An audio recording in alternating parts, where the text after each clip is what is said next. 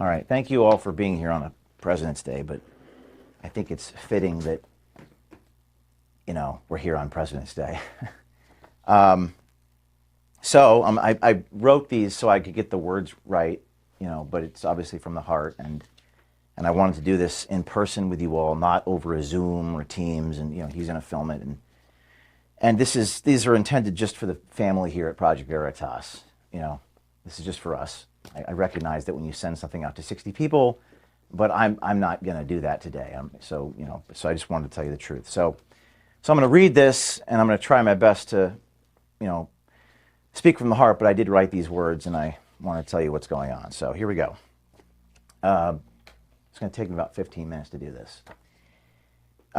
Journalism is reporting things powerful people want kept hidden for the wrong reasons, moral wrongs, bad behaviors, as journalists we're the custodians of the public's conscience. And as we've gone deeper and deeper exposing and illuminating corruption, the lies hidden from public view, the line that separates good and evil becomes more clear.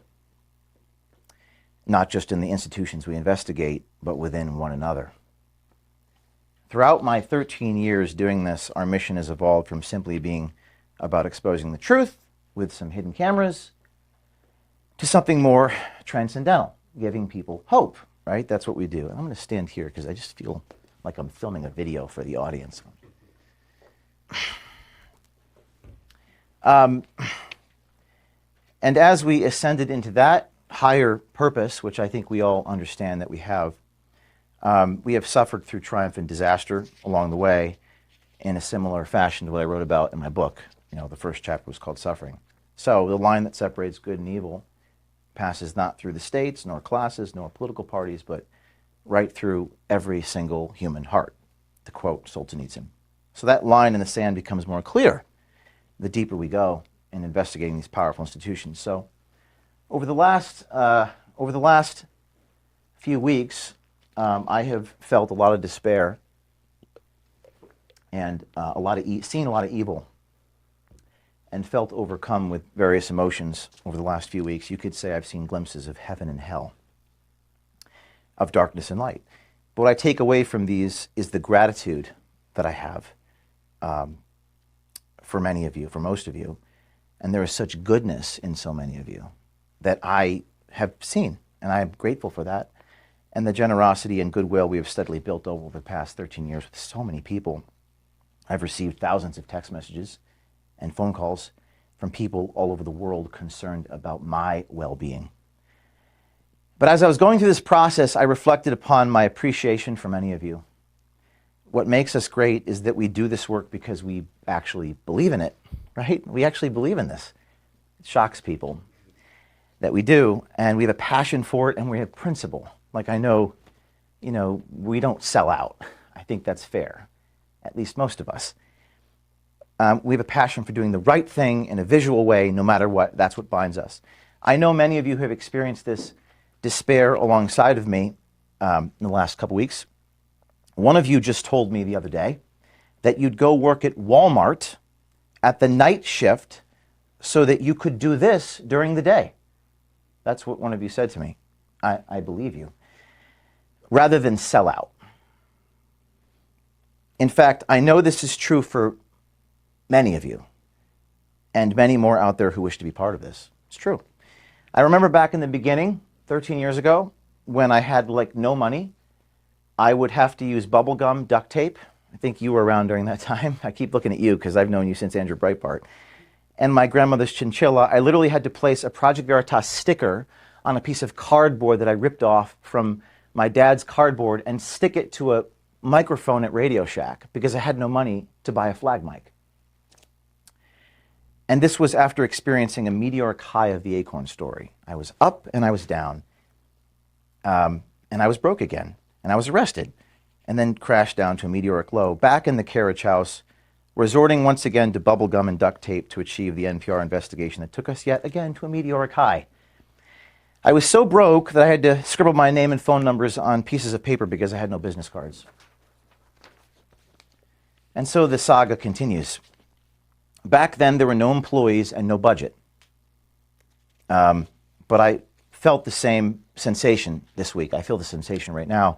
As Steve Jobs once wrote about being fired from Apple, the company he founded, quote, "The heaviness of being successful was replaced by the lightness of being a beginner again." Less sure about everything. It freed me to enter one of the most creative periods of my life.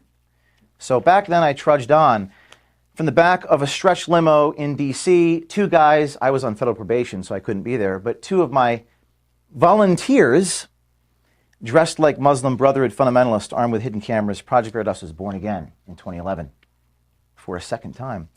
A couple of donors eventually became 100,000 donors present day, 13 years later. After almost a decade and a half of 85-hour work weeks, sometimes traveling 300 days a year, I am on the road, packing multiple meetings in a day, and plenty of blood, sweat, and tears, the likes of which I could never have possibly fathomed.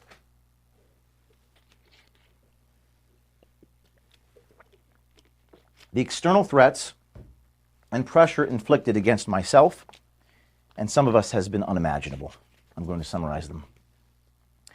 Handcuffed by the FBI on two separate occasions, 12 years apart, having my phones confiscated and private information leaked to the New York Times, being placed on effective house arrest for 3 years between May of 2010 and May of 2013, being sued dozens of times, being served two separate criminal grand jury subpoenas in New Hampshire in the last 10 years, getting pursued in a high-speed chase by a New Jersey education union official on Interstate 80 in Passaic, deposed many times, suffered through mediation with insurance companies where they had all of our emails. They had everything. But they evidently didn't have anything on me. Getting my home raided by the FBI, having my loved ones put in handcuffs in the hallway, and having our office destroyed by a hurricane, literally a hurricane, which forced us into a temporary workplace before rebuilding and stirred up disgruntled employees, including grievances about me, which I will get to in a minute.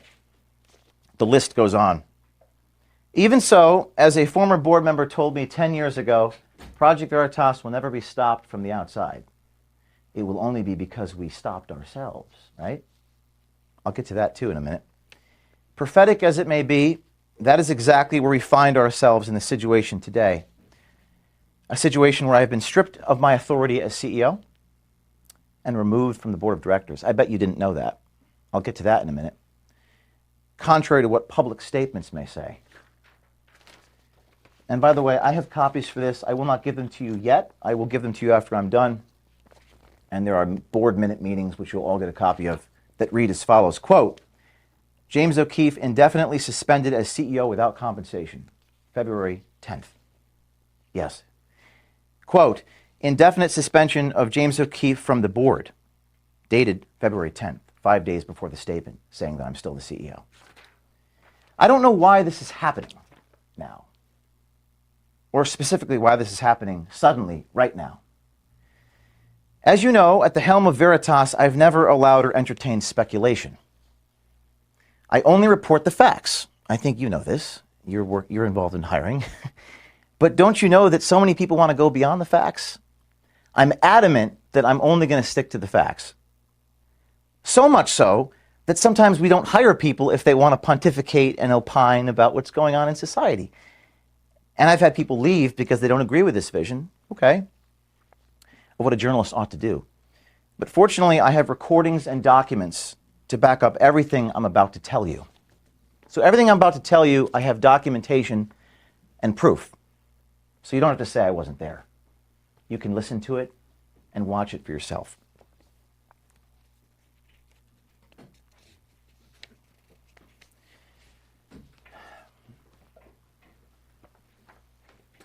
So, I'm about a quarter of the way through here. Bear with me. For the last 13 years, I've been the same person I've always been, probably better than I used to be. These are adjectives some people used. Tough, hard-charging, driven, creative, exacting. I have extremely high standards and somewhat disorganized. I don't ask you how your Thanksgiving was, okay? Or the names of your siblings, although a good leader probably should. I don't do that. I ask a lot of you, but I don't ever ask you to do anything I haven't myself done and continue to do. I haven't always been the most compassionate leader, and that is admittedly a fault of mine, something I need to work on. But I remember when I was back in the carriage house in the beginning, there was a journalist in the beginning, and he pointed this out to me. He said, you need to be more compassionate. Ask me about my life. And it hurt him that I wasn't more compassionate towards him. Personally, I told him it was difficult for me to change myself. But this experience stayed with me, and I always have known this about myself. I've tried to do a better job of that, but the truth is I've been very hurried, very busy, pressed for time every day, trying to pack in so much in a day. I think you all know this in meetings. I'm busy because I'm trying to get so much done in an hour, all the while moving at the speed of light to raise as much money, to hire more people, to take care of you guys in a fundamental way, although I may not be good at communicating the reasons why I am that way. I'm doing as much as I humanly possibly can so I could build this place out and do more. And that's what we did every year, each year since 2010. Growing every year, sometimes doubling our revenue, doubling our impact. I have a chart here, which again, I'm going to hand to you, the chart of the growth every year. I have never slowed down. I recognize that perhaps I should, but number one, there's a trade-off to slowing down. And number two, I need the right leaders around me in order to do that. So along the way, there has been much turnover, replacing people with better people. This was painful to me and to many of you who witnessed it. But that has always been happening since day one. There was turnover 10 years ago when I had to fire a friend from college. Let's just maybe hold off on that until the end. So I'll make sure that everyone has a copy of this. And I don't intend to publish this. This is for you guys internally. I had 10 years ago, I had to fire a friend from Rutgers. That hurt me. It took me months to get over this. I never discussed this. I felt for him, but it was the conflict that ate at me, but I had to do it. See, leadership has a price, and results often come at a human cost. Maybe fewer in this world, present day, are willing to pay that price.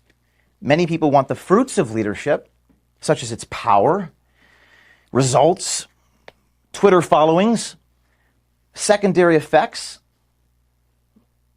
but the price of the responsibilities, burdens, trials, hardships, difficult decisions, or just sheer suffering, I don't think people want that. And all through the years, things fundamentally continued on an upward trajectory for this place, albeit turnover. And I'm a hard guy to work for sometimes. We file our annual tax return.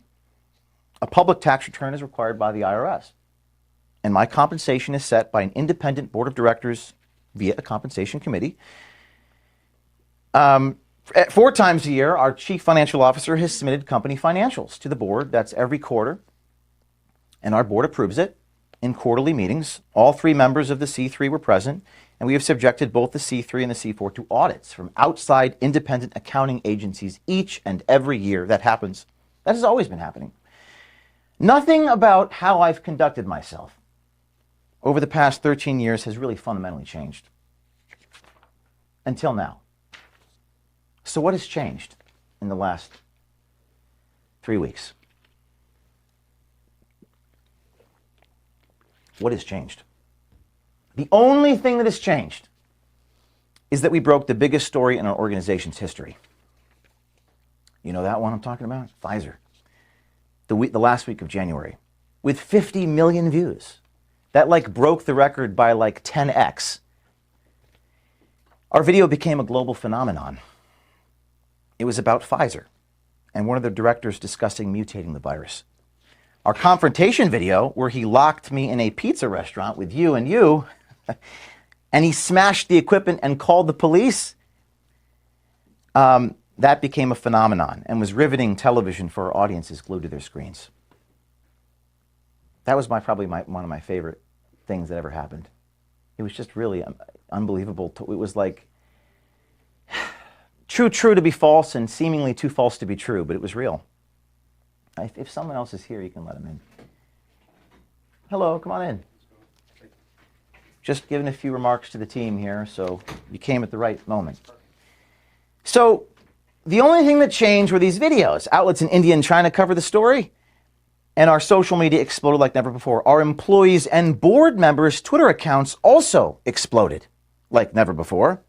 Pfizer even put out a non-denial denial, like you always capture these things, where they basically admitted they were mutating the virus, albeit they buried this admission in jargon. But it was still an admission. And it was extraordinary that Pfizer responded to us with an admission, not denying that this guy was who he was. What an amazing turn of events. That is the only thing that's changed in 13 years of me being who I am. And then suddenly, an unusual emergency happened just a few days after that. I think we have one more person here, if we could let him in. So suddenly, an unusual, and I'm going to take you through this. I'm going to take you through what happened. Some of you don't know these things. Hello. We're talking about the story we broke. An unusual emergency happened. On Thursday, February 2nd, that's a few days after the Pfizer story, I was informed by an officer of Project Veritas on the phone while en route to the airport that he would resign unless I stepped down as CEO. We've been having a conflict of visions, him and I, over fundraising. Are we in fundraising here? I guess no one from fundraising is here. I don't know. There were tactical disagreements about the boldness of approaches soliciting donations. I was told, and I'm paraphrasing, by asking for X dollars right now, you will prevent 10X dollars down the road. That advice ran contrary to everything I knew to be true in my 13 years of fundraising. But that conflict was even more fundamental and essentially boiled down to this. And my vision, I'm going to paraphrase Howard Rourke, the architect, quote, I don't build in order to have donors. I have donors in order to build. That's what I believed, and I felt like we had a conflict of visions. We don't measure our success only in terms of how much money we bring in. We measure our success in terms of our impact. Remember Acorn? I don't think I raised a single dollar off that. I had a stack of media coverage to the ceiling. We measure our success in terms of what we produce, not just in terms of our wallets. That was a pretty fundamental conflict, I felt. The day prior, I had informed him in front of his colleagues that if he wasn't willing to follow my lead, he'd be shown the door. I tried to deal with it privately, but I was unsuccessful, and the disagreement boiled over publicly in a staff meeting. The next day, this individual refused to resign, so I fired him. Later that same day, that's Thursday, February 2nd, a few days after the 50 million viewed Pfizer videos, I was informed by a different officer of Project Veritas that he would go to the board in a few hours from that moment and have an emergency vote to restructure this company. Receiving an agenda in my email while I was sitting on an airplane tarmac with the doors closing, the meeting was scheduled for the moment that my plane landed in Nashville. It became clear to me in that moment I would be removed from my position at Project Veritas by the time I landed at my destination. I bet you didn't know that. I have a copy of the emergency meeting here for you guys to take a look at. It's in writing. You could read it. You don't have to be there. You can read the minutes. They're official board minutes. They're written by a lawyer. My first question on the phone to this guy, my colleague, as I was staring at this agenda when the stewardess was asking me to get off the phone, was, quote, what are we going to tell our supporters if I'm removed from my position? I think that's the first question. I had 100 questions, but that was the first one. My colleague, who is an officer of Project Veritas, responded by saying, our supporters wouldn't have to find out. Sounds like something you would get in the Claire McCaskill campaign. It sounds like something you'd expose. I was so shocked by this, and again, the stewardess was asking me to get off the phone. I guess you could say that I was in a state of complete shock. How would our supporters not be informed of such an enormous thing? It was a lapse in judgment so severe that it was itself a fireable offense to make a statement like that. It was a lapse in judgment so severe, it was impossible to hide my removal from my position at Veritas to anybody. As the CEO and chief fundraiser, I have to explain the context of my role to thousands of people, 300 days a year on the road, while soliciting them for funds so that I can pay you. And I knew many of our supporters and donors would not like that change if I was removed from the chief decision maker at the organization I founded. I share who we are, our vision, our structure, our strategy with everybody. In fact, hiding something so fundamental from people is something that we stand against in principle, particularly with the amount of scrutiny that we're under. The doors closed, the plane took off, but somehow, over the next few hours, I was able to convince the board to push this emergency meeting to that Monday, February the 6th. The very next day, and this is where things gets really bizarre, so fasten your seatbelts.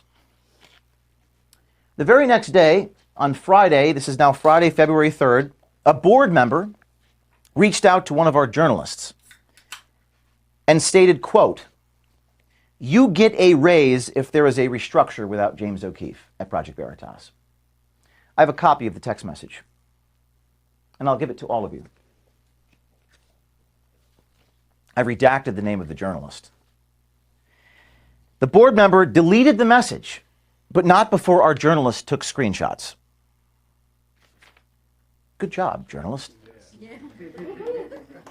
On Sunday, February 5th, now that's Sunday, 2 days after the Friday, a board member requested my presence at his home. He informed me, quote, "You had nothing to do, James, with this Pfizer story," unquote. Perplexed by this, I took out my iPad and showed him a video of myself confronting the Pfizer executive, which had 11 million views on YouTube. He responded, quote, "But that was after the undercover video had already been done," unquote. I pointed out that the brave journalist, and many of you know who this person is, I'm not going to name anyone, who recorded the interaction was someone that I had to sit down over a year prior, remember, over dinner, for hours, talking off the proverbial ledge, insisting he take the long, arduous road to get the story about Pfizer, and indeed he did. The board member, responding to me saying that, said he did not know that, and admitted that another board member was persuading him to the contrary. In the meeting, we're fast forwarding to Monday, 2 weeks ago, on the 6th, I offered an apology letter to the board for my tone of voice in the office at the leadership meeting the week before, that I intended to also share that apology for my tone of voice with our staff. But the board refused to accept my apology, nor believe that it was sincere. They also did not support my sending it to the staff. I imagine many of you didn't even know that I drafted an apology. Then I was subject to a 6.5-hour listing of grievances, which included taking black cars to meetings.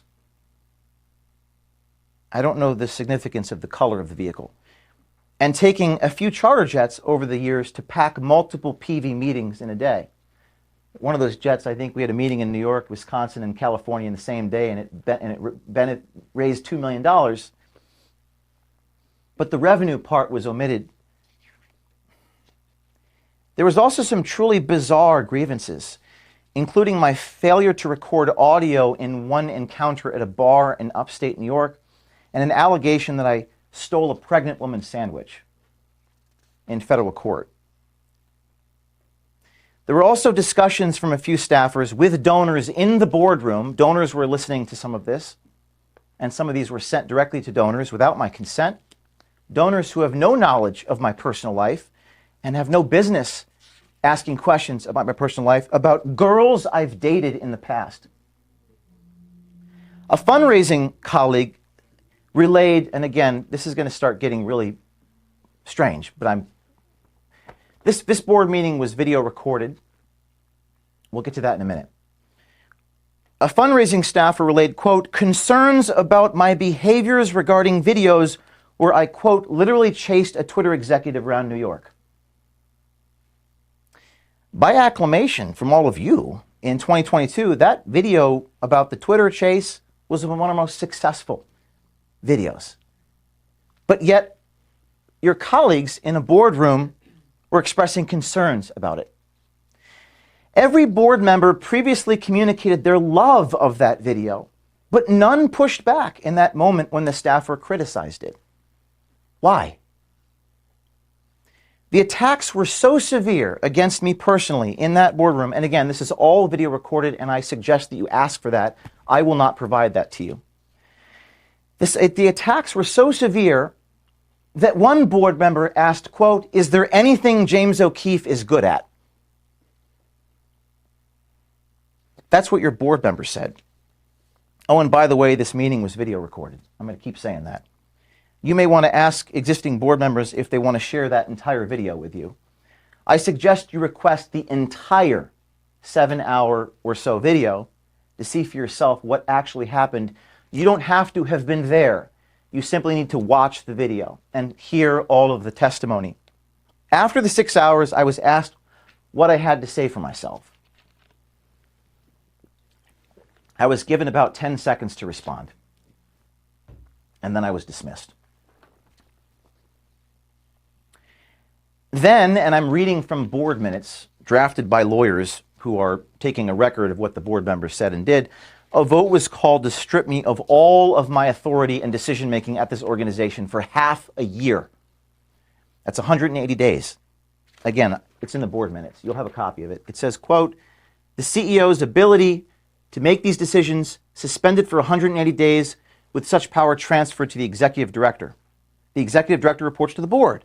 The CEO is placed on leave for 2 weeks, and the CEO's access to donors is restricted. So I can't talk to donors. I can't raise money." Let's see. Okay. My first question before I was dismissed, I asked how the remaining team will manage the company and what the plan was. That's something you had said. What's the plan? But they didn't provide one. It was clear they didn't actually have one. And then I was dismissed. So I went off the grid as requested. Went hiking with Kennedy in the mountains. Within a few days of going off the grid, I started receiving missed calls and texts from the same board members and officers who demanded I be gone. They informed the staff that they're waiting to hear from me. I found that odd. There was a corporate resolution demanding that I be gone for 2 weeks. I was a little worried about violating the corporate resolution. Wouldn't you? This was while I was commanded by a motion of a board to be literally gone on paid leave for 2 weeks. And then an officer at Project Veritas took a screenshot of my read receipts of text messages and distributed them to you, saying, quote, "You owe your team a response. Please allow communication." This was during the time when I was required by the board to be gone. Then, it's going to get stranger. Then, and again, I'm going to give you copies of all this. Then, on February 10th, you guys don't know what I'm about to tell you, another board meeting occurred. Again, I'm gone. With the meeting's minutes reflecting that they had indefinitely suspended me from the board. By this time, they had stripped me of all of my authority as CEO. During the time I was on leave, they kicked me off the board. So I can't be a CEO if I have no authority. I can't make any decisions. I'm not allowed to access any donor names. I wasn't even sure what my job was or if I even had a job. Right now, I actually don't. I'm not sure what my job here is. In the board minutes, it says that I no longer have a paycheck and I'm indefinitely suspended from this organization. 5 days later, after that, on February 15th, a statement was put out by this organization, by this organization's executive director, saying, quote, "James has not been removed from Project Veritas." 5 days after they removed me from Project Veritas. "James is the hardest working person I've ever met. Those who know him know he will not take time off unless forced to." Absent from the statement was the actions of the board to remove me from the board and remove me as CEO. I don't know why they omitted that part. Later on the 15th, the same day, while hiking with Kennedy, Peavy put a statement by quote tweeting a picture of me with him, saying, "There is nothing better than enjoying a well-deserved vacation." That tweet failed to mention that by then I had been removed from the board and indefinitely suspended as CEO. Why didn't they put that part in? This is where things get really messed up. A few days later, an officer sent an email to the board with bizarre hyperbole and innuendo about certain expenses related to our business needs. These included, and you can't make this up, that Project Veritas paid for James O'Keefe's down payment of his wedding. I got a chuckle out of this. I'm not married. I've never been married. I do hope to get married one day. In fact, I got married to you in Oklahoma, but that was pretend. That was fun.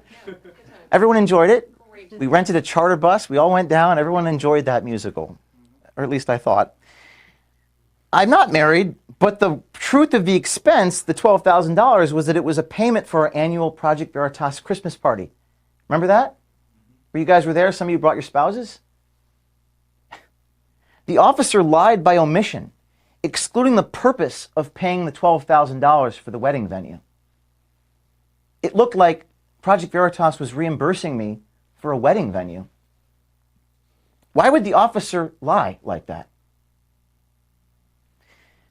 There were also, again, bizarre complaints, and this is where you come in, Asha, about taking too many trips to too many meetings over the course of a year. I think there were like 305 cars I had taken to meetings and donors and journalism assignments, including all the, quote, black cars taken from airports to various meetings. I have a copy of that, so you don't have to take my word for it.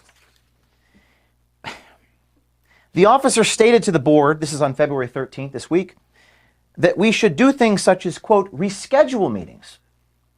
And the IRS would prefer Zoom meetings over in-person meetings. I'm going to let that sink in for a minute.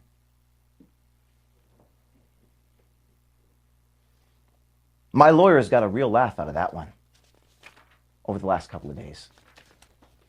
And again, I have a copy of these. You can read them for yourselves.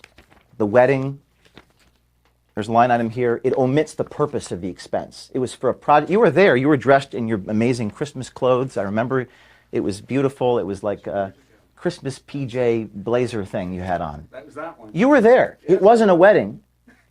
It wasn't a wedding. Thanks for bringing the outfit. It was a great outfit. I remember that was what I remember from that. And we sang "Oh, What a Beautiful Morning," but it wasn't. I didn't get married. It was a Project Veritas Christmas party. Not that I saw. Our Christmas party this year cost about twice as much. That one was about $12,000. Okay. And I have the line item here that sent to the board about the black cars. Too many car trips.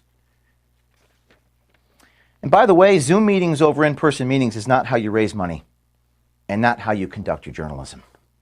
It's hard to get the content over a screen. Ask our journalist if that works to produce a story. In fact, I would maybe ask you guys to ask these guys how you're supposed to do your jobs without taking, quote, black cars around. I don't know how I can do my job here if I can't transport myself around the United States. It actually doesn't make any actual sense, does it? None of this makes any sense. And why is it all happening right now? Those are the questions I have. I don't have answers. You guys are journalists. Maybe you can go find the answers. I don't know. After this series of events, I wrote a letter to the board on February 16th with the proposal. Many of you have not seen this, but this is what I sent to them, which I guess they haven't shared this with you, but I'm going to share it with you now.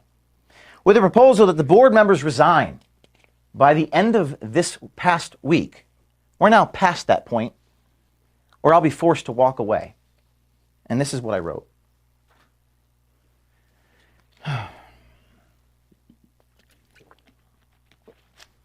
Dear board, and I'm not going to provide the whole thing, but I'll provide the meat and potatoes. Over the last 2 weeks, I've carefully followed the board's directive to take a vacation and avoid contacting donors. Of course, donors called me. My phone was being lit up with thousands of phone calls. One donor even, I posted a video. She was upset about how she was portrayed in the grievances. Remmers was her name. She posted a video saying the grievance was a total lie. My understanding is one of the officers of this organization responded to that by calling the donor a liar. The officer wasn't there. Why would the officer call the woman with the sole authority on the matter who was there? Why would he call her a liar? I don't know the answer to that question. Your actions over the same period to undermine Veritas and its future, including airing confidential employment matters publicly, has broken trust. I cannot in good conscience return to such a mismanaged organization. I have not responded privately or publicly because there is no rational, appropriate response for the emotional circus that has been created by your actions. I expect the board to resign by the end of the week.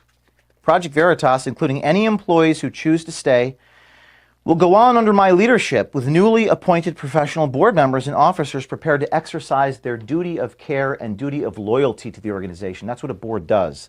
They exercise duty of loyalty and duty of care. What they shouldn't do is try to destroy an organization. That's not what a board member does. I will return to work on Monday, that's today, and work with the remaining team to go forward with our mission. Short of this action, I cannot in good faith return to the employment of an organization with leaders who are attacking me personally, making false and unsupported claims of improper management of resources about weddings and black cars, improperly airing employment issues related to me and others at Project Veritas. I did not leak that document, and I would swear to it under oath. But it probably wasn't the best idea to march employees into a boardroom. That's never happened in any boardroom in the history of boardrooms. And that's one of the reasons why our donors are so upset. That doesn't happen. Ruining our reputation in front of supporters and donors and leaking confidential information and fabricating stories.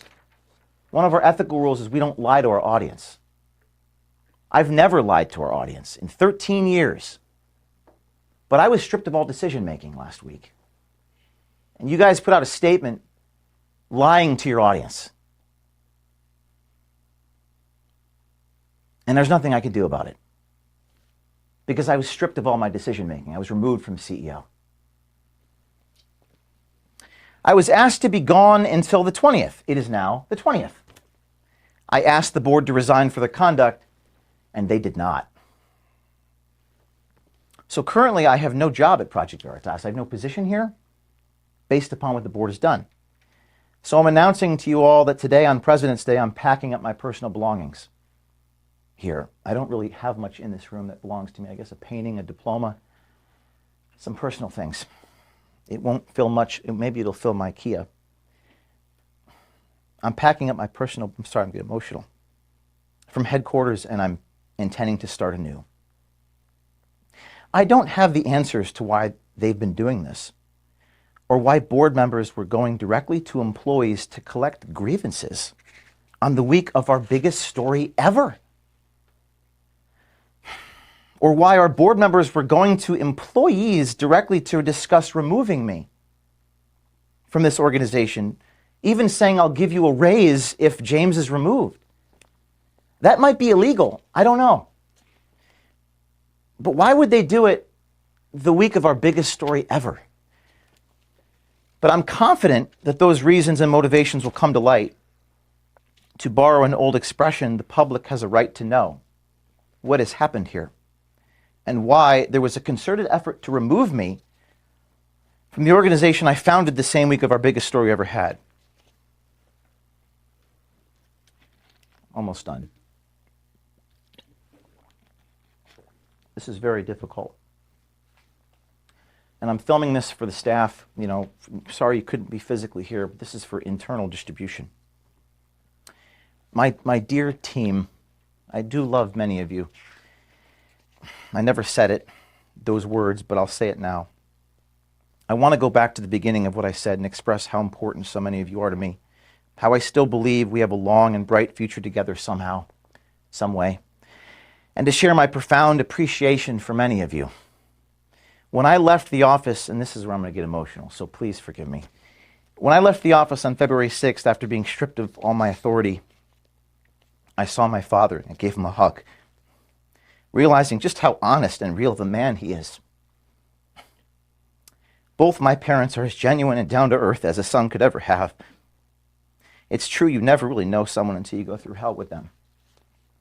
You see, back in the carriage house 13 years ago, the feds would come to my home to make sure that I was inside my house, administering random drug tests and rifling through my expenses to make sure I wasn't lying about the strawberry ice cream I bought at 7-Eleven.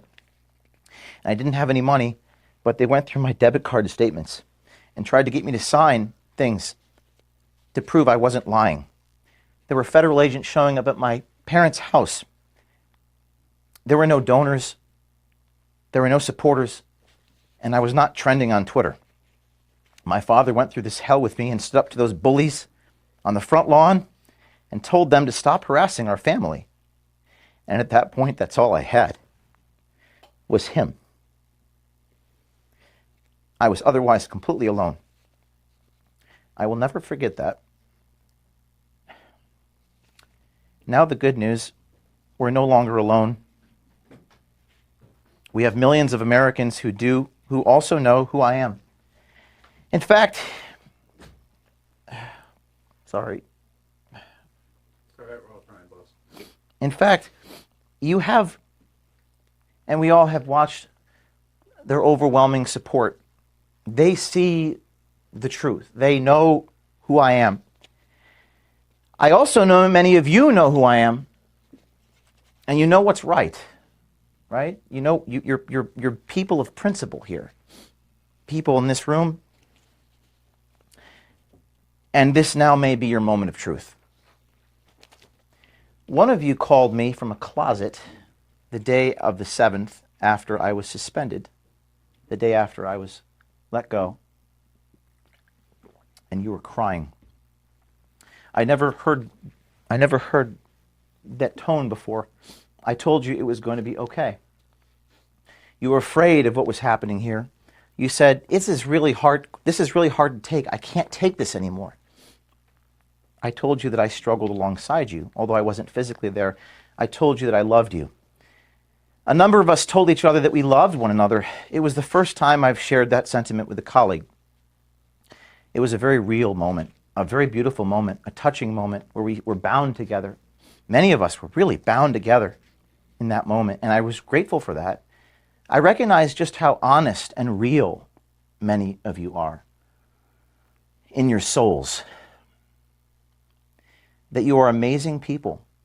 We have some really amazing people here, with men with brass balls and women with the courage of a lion. And it really, what I drew from this experience is the gratitude that I have, for so many of you. And as I was going through this horrible pain, where I lost 8 pounds and couldn't sleep for 5 days, I was actually overcome with this amazing gratitude. True story. I was really feeling it, and I'm grateful for that, because I've experienced something I never have, because I saw the goodness in many of you that I did not previously see. So I amend the statement that I made in the beginning of this. The statement I made before was, Veritas will never be defeated from the outside, it will only be defeated from the inside. That's actually not true. No. The only way to defeat us is if they take our spirit. And from the looks of things, many of us remain completely undefeated and unbroken. So, our mission continues on. I'm not done. The mission will perhaps take on a new name, and it may be no longer called Veritas, Project Veritas. I'll need a bunch of people around me, and I'll make sure you know how to find me. And I'll quote when you invited me to New York City and did that little stand-up, how fitting that from Shakespeare, quote, "And this story shall the good man teach his son." We few, we happy few, we band of brothers and sisters. So with that, I'm going to collect my things. I'm going to load them into my car. And I hope to see some of you soon. That's it.